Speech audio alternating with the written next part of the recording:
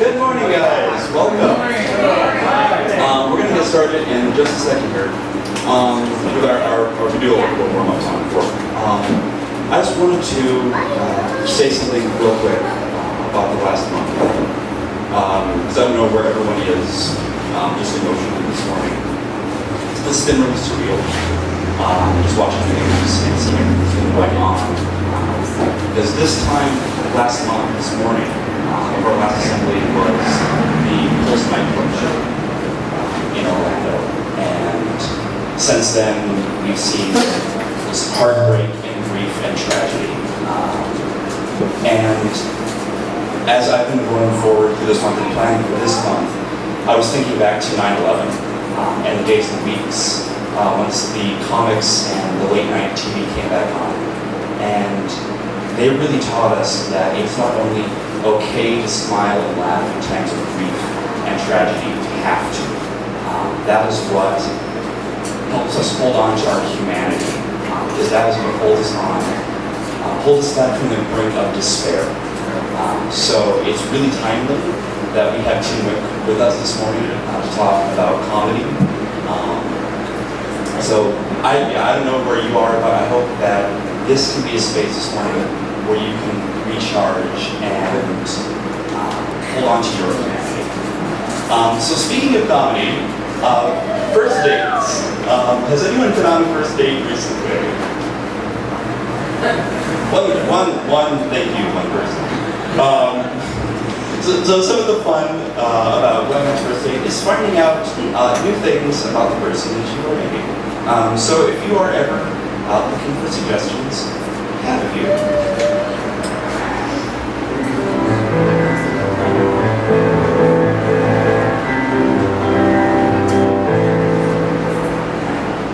If you want me to, I can hang around with you. If I only knew, that's what you're into. You and him and you, if that's what you're into, then hanging around you, you're hanging around, yeah, you're there too. If you want me to, take off all my clothes for you. Take off all my clothes for you. If that's what you're into. How about him in the nude, if that's what you're into? In the nude in front of you, is that what you want to do? If it's cool with you, I'll let you bring it to. It could be a dream come true, providing that's what you are into. Is that what you're into? In the nude, in the nude, that's what he's prepared to do. Is that the kind of thing that you think you might be into? Then maybe later, we can hop by the refrigerator in the kitchen next to the pantry. If you don't think that you can say. In the box, being rude, getting nude, getting nude, doing stuff, getting screwed. Figure that's what you are into. Then on our next date, you could bring your roommate. I don't know if Stu is keen to. If you want, we could double team you. How about you and two dudes, hit you and Stu in the nude, being nude, two dudes for food. Well, that's if Stu's into it too. All the things I do for you. If I only knew, that's what you're into.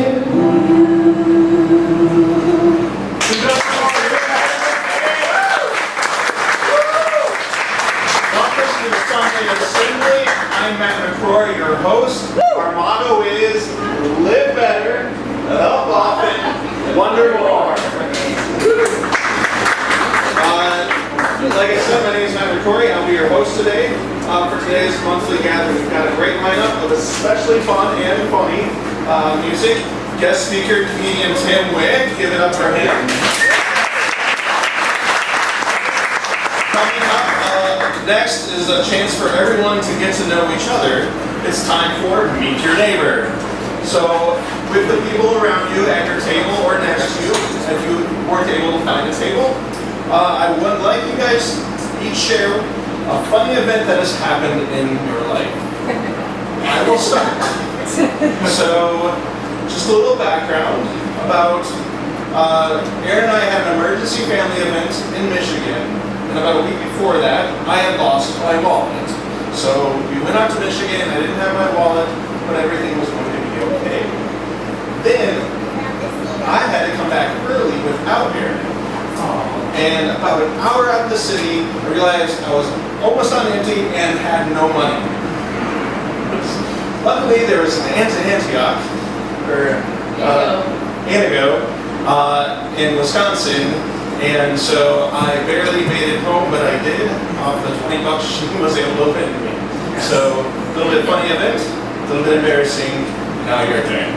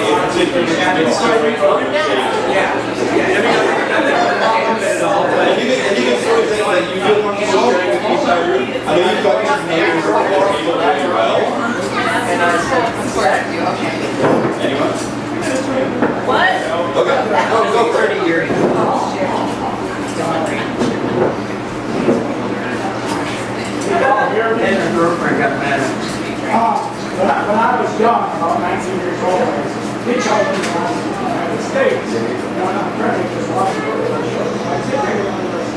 I'm in the Philippines, Montana. I just dropped me off for the night. I just called it a TV was this gas station that was in the parking lot. Well, just called this TV. This station where it pulls up and knocks around. I look out the door. It's a car full of girls, 16, 17-year-old girls, and they say, "You want to party?" I'm 19 years old, and I said, "Sure." And so I get in the car, and they go, "We're going to go to the building state fair." So I don't have any money. I didn't have any money. And they said, "Go take care of it." And the first thing they do is driving a trailer, a bigger trailer. The two of them get out of the car, go to the thing, kick in the floor. They come out with two coffee cans for the change. I'm thinking, this might be a problem. But anyway, I'm in for the ride. And so we go to the building fair. After the fair is over, it's night, and we come up to a house, and we drive up to the house, and it's back in the building. And they said, "Go on here and make yourself home, or go get some time, and get back and get it." I said, "Okay." I went up, I'm sitting there. I've been on the road for a week or so. I'm dirty, I love the girls, and I think I've ever used cleaned up. And so I go in, I'm in the bathtub, there's no showers. I'm in the bathtub, washing up, naked, of course, in the tub. And the door opens, and a woman about my age now, like 60 or so, gray hair, whatever it goes, "Who the fuck are you?"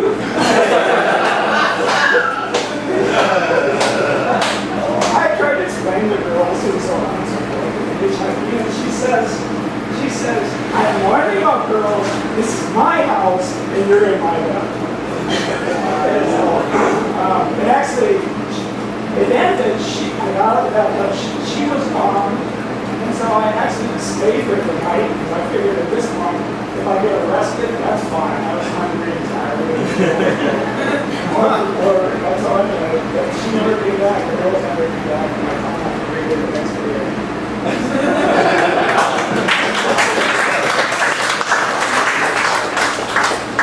We have two songs now that you probably have heard, but they have slightly different versions.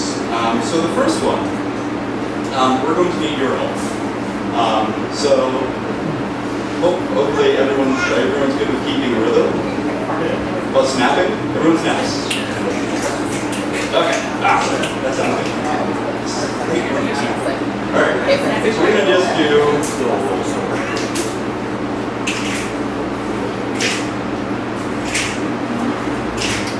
Hey, look, that's the regular Jets.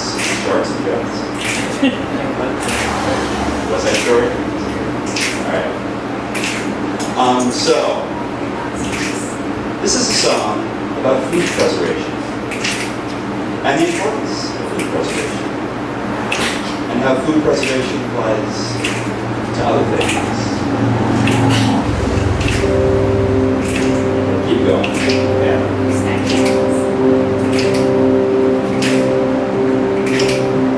I've never seen you finish all the food. I always get a doggy bag from the waiter, so I just keep what's still true. And I take it home, save it for later, but then I deal with fungal rot, bacteria, inflammation, microbes, enzymes, mold, oxidation. I don't care. I've got a secret trick up my sleeve. I never bother with the baggies, glass jars, Tupperware containers, plastic cling wrap, never get a brainer. I just like to keep all my biscuit in tight with aluminum foil, never settle for less. The kind of wrap is just the best to keep your sandwich nice and fresh. Stick it in your cooler, even when you're ready. But maybe you'll choose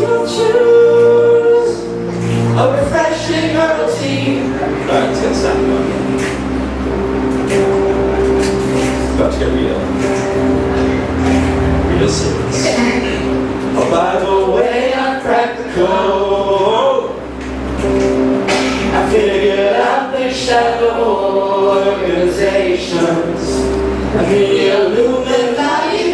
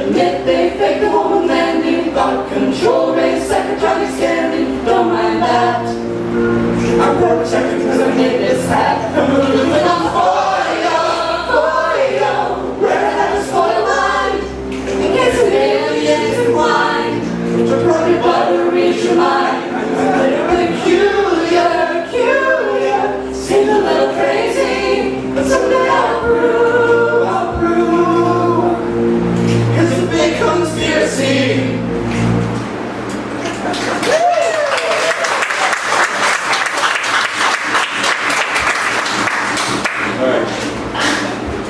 Everyone's seen the music video for Clips of the Heart, right? Does it make any sense to you? Yeah. Cool. You see what I and this is probably okay. Ready?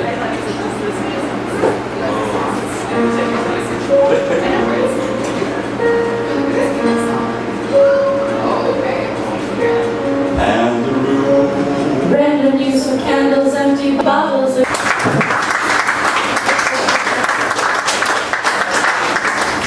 So a little morbid education today, if that's all right.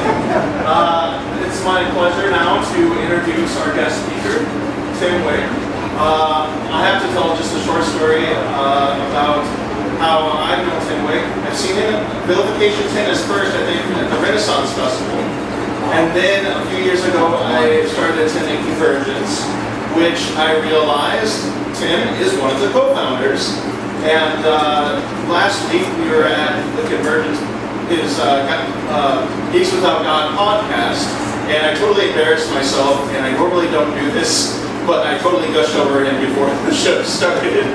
And but he was very gracious. I really appreciate what Tim Wick has done in both the secular and in the geek communities in the Twin Cities, and it's a huge pleasure to have him here today. So everyone give up a huge round of applause for Tim Wick.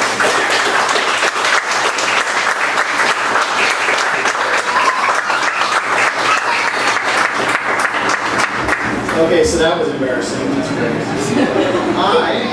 So I said I was going to talk about offensive humor today. That's what I said I was going to talk about. So it's a great week for that, right? I'm an improv comedian, so I didn't write down any notes. So I'm making this up as I go. And it's going to be a bit of a conversation, but you're always supposed to start with a joke. So I don't want to start with an offensive joke. I want to just start with a joke that's the kind of humor that I enjoy, which some people would find offensive anyway. And I do want to just say, before I even start saying anything, I'm making this up as I go, but I want to give a trigger warning. I might talk about some offensive stuff, and I might talk about stuff that bothers you a little bit, because that's what we're here to talk about. But what I'm going to make a joke about is not a trigger warning. Actually, about a month ago, my family and I were on vacation in Utah and Colorado and Arizona. We went to Mesa Verde National Park. And while we were there, the ranger who was taking us on a tour told us that just the night before, all of the rangers had their yearly bad joke potluck. And so he told us the winning joke. And this is it. And so you understand the kind of humor that really appeals to me, because I thought this was hilarious. In New Mexico and Colorado, there's a tree called a pinyon tree. That's important that you understand before I tell this joke. So, you're walking on a path in Mesa Verde National Park, and on one side of the path, there is a pinyon tree. And on the other side of the path, there are two pinyon trees. So what do you have? A difference of opinion. Math joke, right? Yes! There's nothing offensive about math jokes. But that's not the kind of humor that I do a lot of the time. Now, I write a lot of different comedies, so offensive humor is not the only thing that I do, but it is a brush with which I paint a considerable amount of the time. I work with Vilification Tennis. I'm the director of that show. I've been the director of that show for about 25 years now. And our entire show is offensive humor. It's a bunch of people standing up and insulting each other. And I always tell my performers that the audience will tell you when you go too far. But until the audience tells you that, there is no too far. And a lot of that comes from the idea of what our friend Joseph Scrimshaw refers to as the joking envelope, which is actually something that Sigmund Freud, of all people, came up with. And what Sigmund Freud suggested is humor essentially happens in a joking envelope. In other words, a comedian, a humorist, tells the audience, I'm going to make jokes now, and I'm going to tell you that it is okay to step into this envelope with me, where we can all make jokes together, and we can all laugh at the same things, and we can all admit that it's okay, even if it's not. And so that's what Vilification Tennis is. Before we start the show, I stand up and I explain to the audience, look, what we're going to do is really offensive. It's going to go further than you think comedy should. And we all need to be okay with that before we start.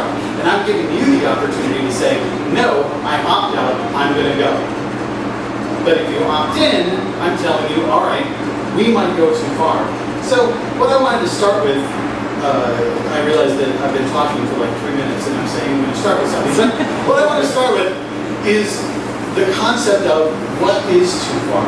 What should you not make jokes about? Is there anything? And I want to ask you, I want this to be a conversation. Are there things that are not funny, that you can't joke about? And what do you think those are? Is there anything you can't joke about? Genocide. Genocide. Genocide is not funny. I agree. Genocide is not funny. Yeah. Rape is not funny. Not funny at all. Those are good examples of things that aren't funny. And I think what's happened this week isn't funny.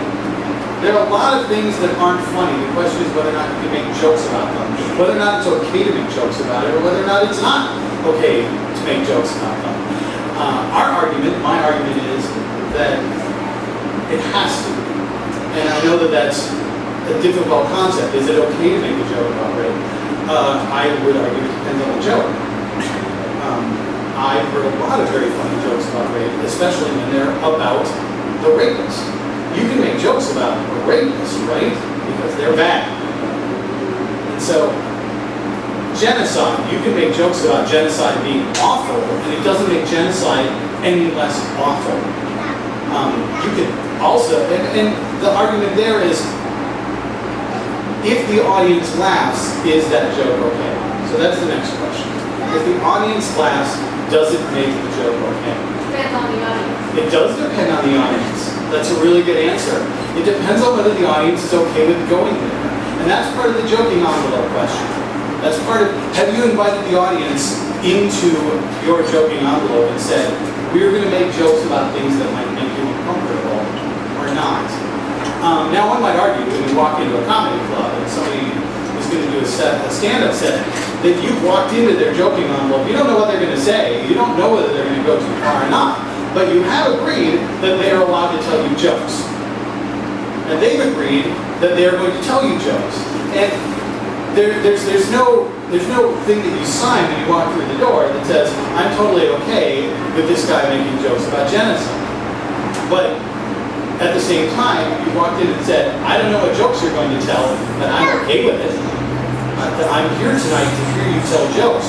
And I don't know whether you're going to tell jokes that make me uncomfortable or not.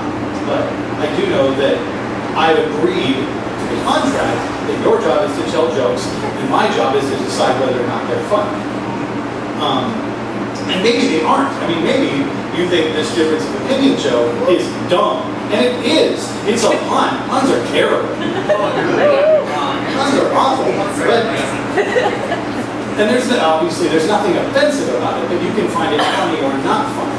And it's the same with offensive humor. With Vilification Tennis, what I've talked about to people, and I've had a lot of conversations with people who are like, I don't like the humor you're telling, the humor that you're doing, and I completely understand. It doesn't offend me that somebody comes to me and says, this isn't okay. And could you maybe tell your performers not to tell jokes about this subject that makes me uncomfortable? And my response is, yes, I could. And I have actually told my performers not to make jokes about certain subjects. Rape jokes are a great example. I don't tell them they can't tell rape jokes. I tell them, if you're going to make a rape joke, it better be the funniest rape joke anybody ever wrote. Because if it's not, the audience isn't going to laugh. And they're going to hate you for the rest of the show. You know, that's the risk. The risk is you're going to tell a joke that's going to make the audience hate you. But there's stuff where I've gone and I've said, look, I'm not telling you not to make this joke. I'm going to just tell you how stupid it would be if you actually did. So one example is Princess Diana died on a Friday in the middle of the Minnesota Renaissance Festival. And the next morning I went to my performers and I said, don't make a Princess Diana joke. And I said that Not because I didn't believe it was possible to make a funny Princess Diana joke. I've heard many of them since then. But it was too new, it was too recent, and it was too painful. I'm like, I've seen, somebody got up at our cast call that morning and did like a 10-minute screed on how horrible it was and how a fairy tale had ended. I'm like, this is how people feel. And if you make this joke right now, it doesn't matter if it's a good joke. Because they're in too much pain to be able to process it. And the next time I did it was after September 11th. I'm like, we can't make jokes about September. We need to make jokes. Laughing is fine. But if we make a joke about this, then we're just tapping into everybody's pain. And it's not going to work. And those are the only two times I've gone to them and I've said, don't make jokes about this. Not because I don't think you can make it funny, but because I don't think right now anybody's going to find anything funny about it. The Philando Castile situation this week, there's nothing funny about it. Trying to make a joke about it it doesn't even make any sense. As a comedian, you're like, we need to process this. One of the ways to process it is laughing.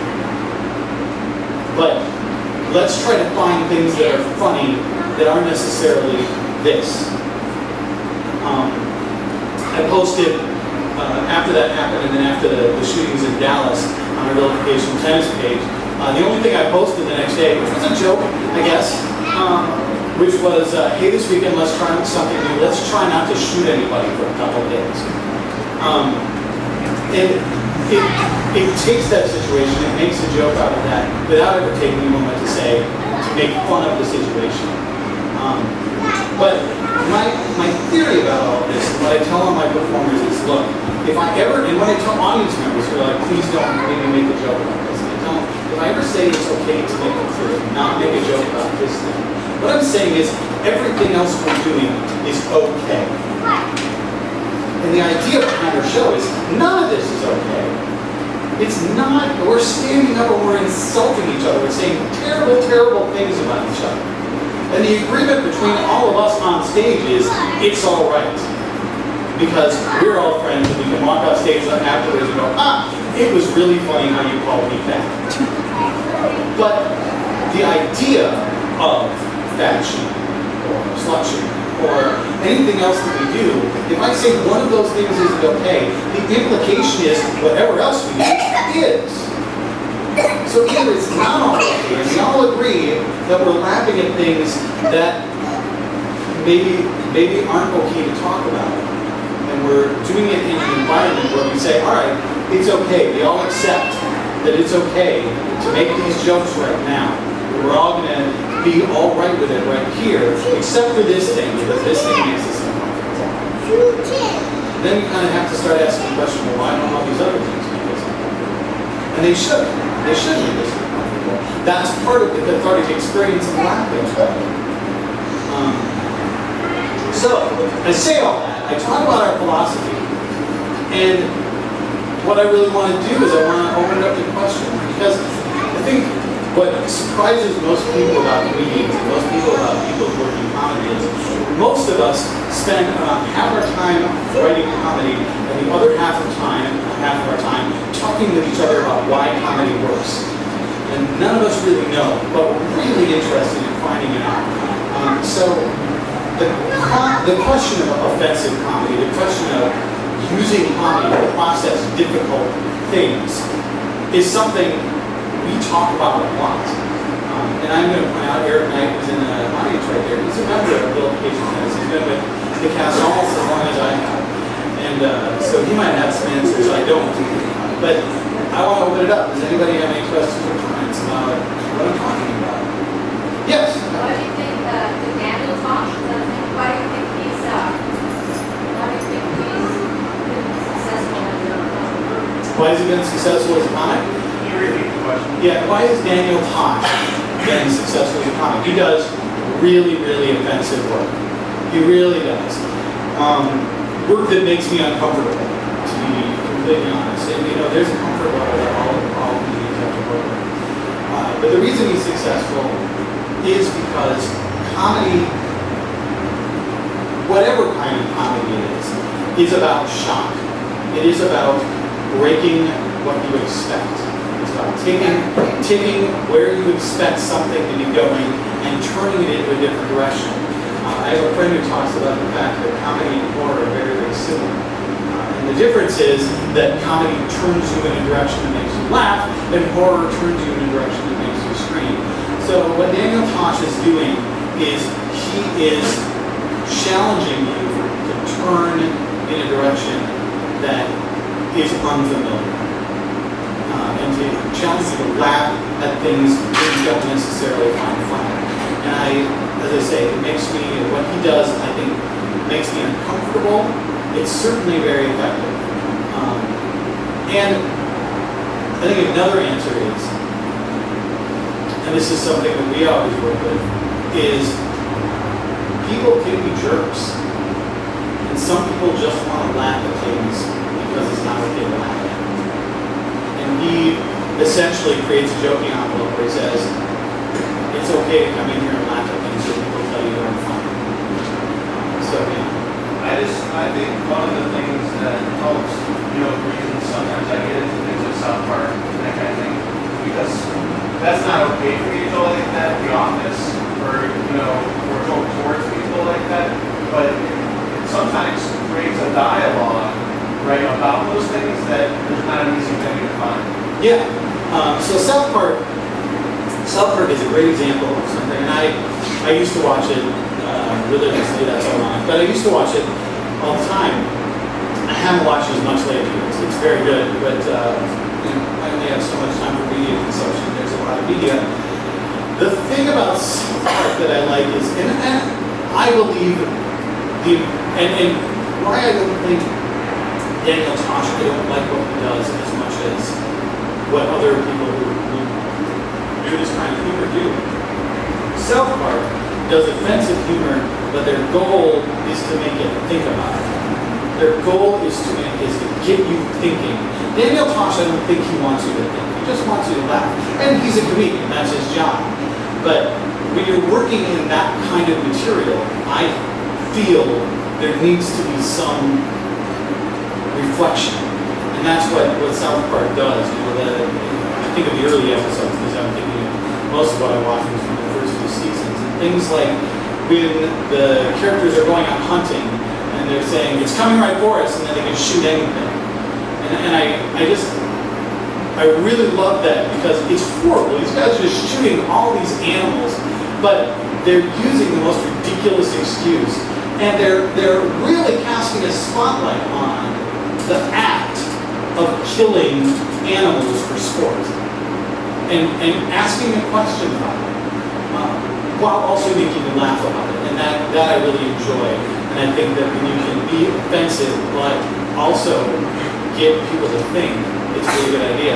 So I'm being told I have 2 minutes left. So two questions. All right, I'm going to let Eric say Well, I was going to say something. that one of the extensions of the South Park thing, like hunting, to me, was always, I never got the sense they were afraid to make fun of anything. They didn't, I don't feel like most of the time anyway, they have an agenda. They will make fun of things that they believe in as much as things that they disagree with. Yeah. And I think that's an important component. I agree. So anyway, that was a comment. I'll take these 2 questions to deliver next. And that's all I have time for. So yes. I agree with you that the too soon can be inappropriate thing. Is there a way you have to be to determine when it's okay to, when the moratorium on joking is No.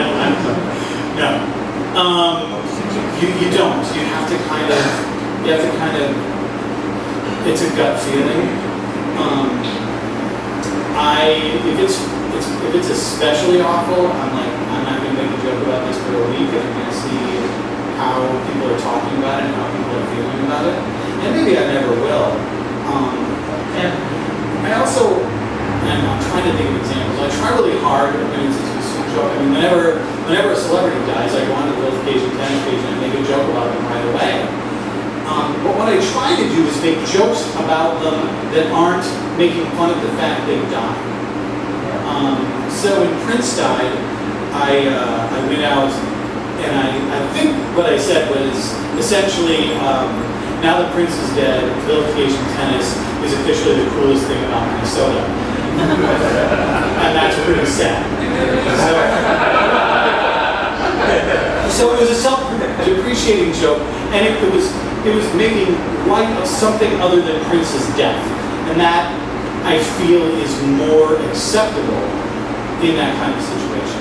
So, My question is, if an audience member has sort of a dark value system, can they be getting, is it possible that they get justification for that value system through the comedy? My question is. It's a good question. So the question is, if an audience member has a dark value system, has a bad value system, if a comedian is making offensive jokes and the audience member is laughing at it, can that validate their value system? And I think the difficult answer is yeah, it absolutely can. Now, if the comedian is doing their job well, then that response is on the audience member, not on the comedian. I'm trying to think of a good example. I mean, I've seen situations where people will make ironic jokes that somebody else will take extremely seriously. But yeah, this guy knows what he's talking about. And you can't entirely control somebody misunderstanding your joke. And it is, again, I think, in the way it's presented. When I think about Vilification Tennis, you present right up front, none of this is okay. We're not trying to validate the belief that this thought process is okay. And if you establish that up front, you're like, all right, let's establish this envelope, then hopefully what you're doing is you're saying to the people who have that kind of value system, if you're going to laugh at this, you can't laugh at this because it's right. You have to laugh at it because it's wrong. But you can't control what they are, how they are going to respond. You have to be aware of that, and you have to think about it. And that I think speaks to how you behave when you step out of that joking and what you say when you're talking about what you're doing, as I'm doing today. And that's all I have time for, so thank you so much for your Really time. quick, give us a plug how we can. I would be happy to give you a plug. My Vilification Tennis, you can find us on Facebook, Vilification.com, Vilification Tennis on Facebook. I maintain my own blog at snakereggie.com. I write a short story every week, and I also write a blog called Shit That Pissed Me Off, which is my attempt to make jokes about the awful things that happen in society every week.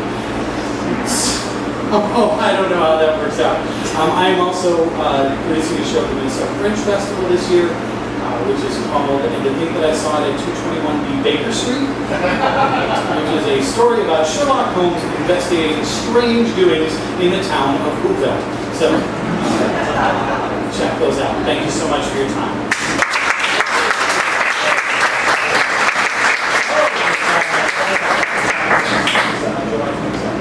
So we are also going to be giving away 2 free tickets today for Vilification Tennis, the Jar Jar Shot first. Shop First show. So hopefully 2 of you lucky people will enjoy that. Out of the register. All right, moving on. To get those tickets, sign up, put your contact information. There's a small table behind the camera guy. Wave, Dan. That's the camera guy. Behind him are some contact sheets. Fill out that information and we will email you if you want the tickets. All right, moving on. You've got another song from the band that may offend some. We'll see. So we realized that we messed up a couple months ago. It was Mother's Day, and we did not acknowledge it in any way, shape, or form. That there are mothers that were mothers. So we're really sorry about that. So, there are any mothers in the room? Some back? Yeah. All right. This song is for you.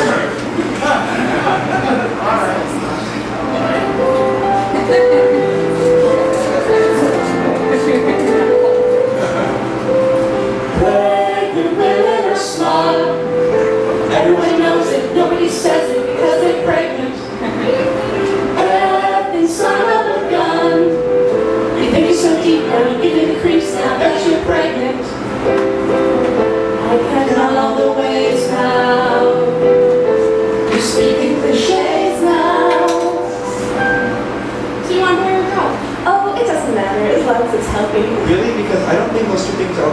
roll. No, as long as it's healthy. I can't wait to hear someone say, don't care if it's pregnant or if it's limbless, if it's penis. Pregnant women are small. Everyone knows it, nobody says it because they're pregnant. This animal you're enjoying makes you really annoying.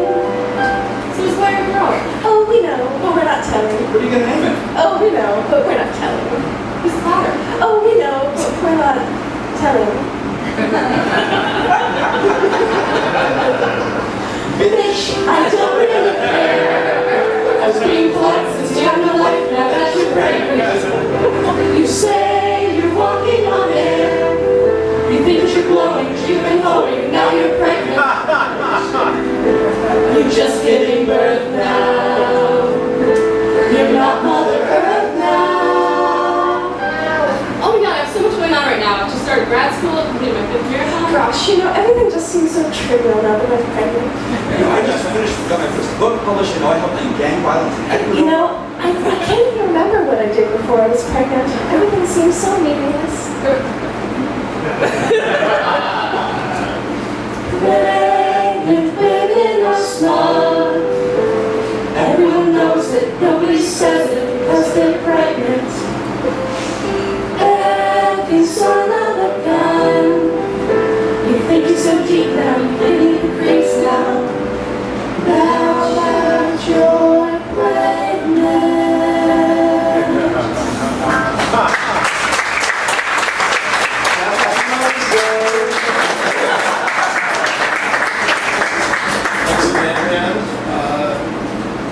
That was a time in our program that we just kind of spent some time in reflection. And I think, we've had a really fun day, and we have kind of touched on some of the things that have happened recently. But I really want everyone to just kind of take a moment to remember and reflect upon the events, the tragic events that have occurred. We'll just take a moment to do that.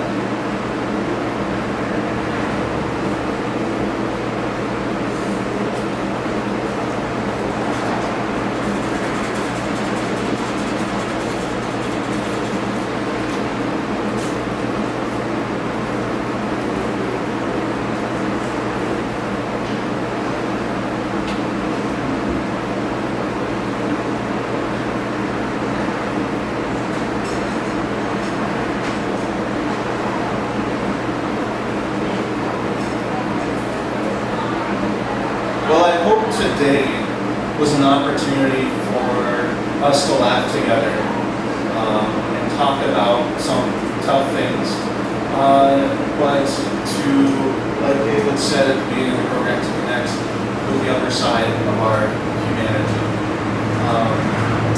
And I really appreciate the conversation that Tim Wick walked us through, and for the just really fun music selection that was chosen today.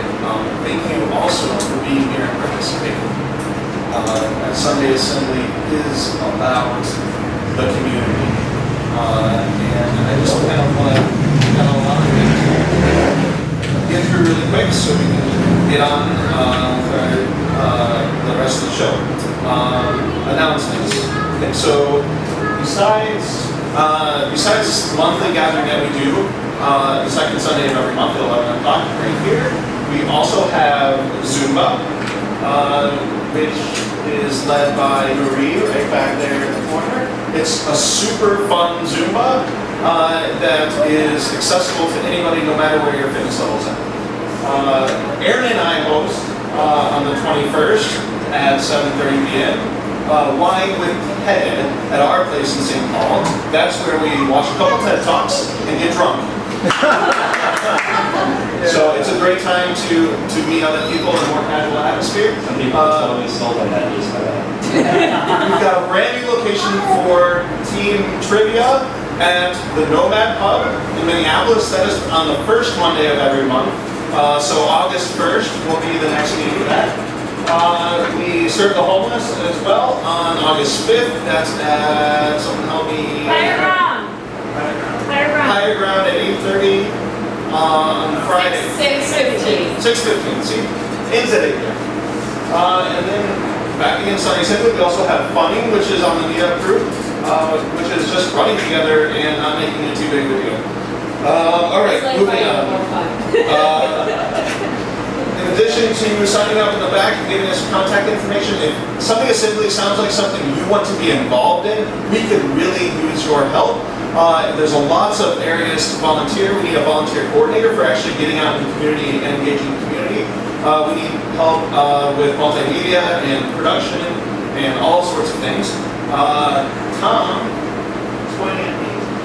We've got brand new t-shirts, which are pretty awesome.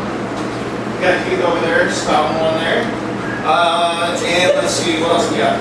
Next month, there is this change. We're going to be meeting at 10:30 instead of 11, and there's going to be a picnic afterwards. So that's going to be a really fun day.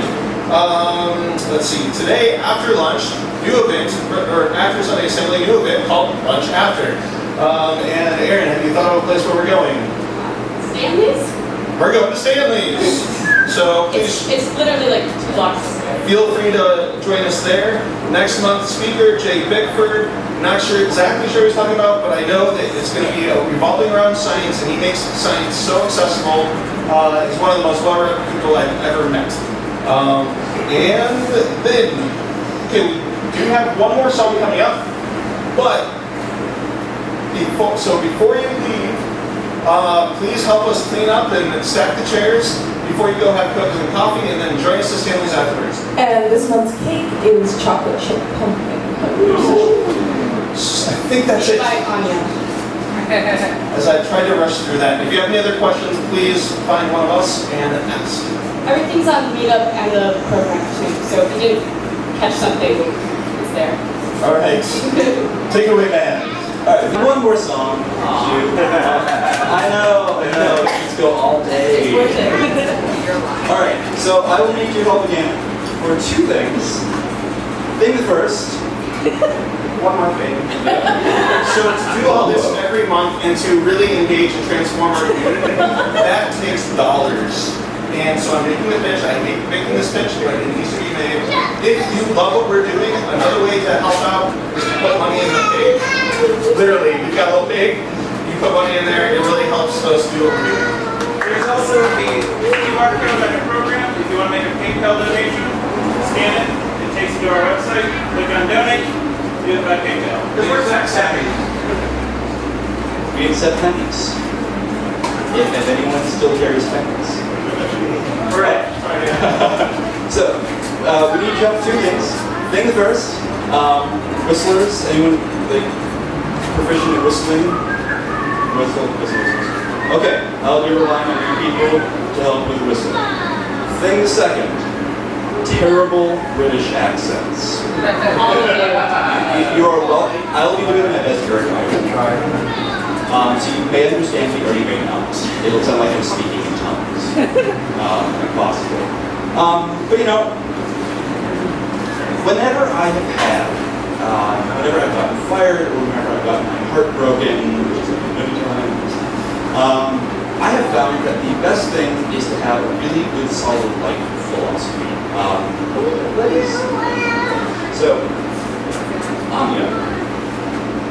What helps you get through really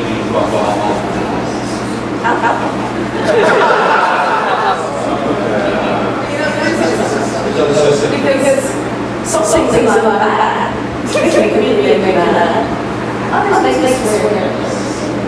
What do you shoot lines for Bristol? Tum-tum level? People go listen. And this is what I think is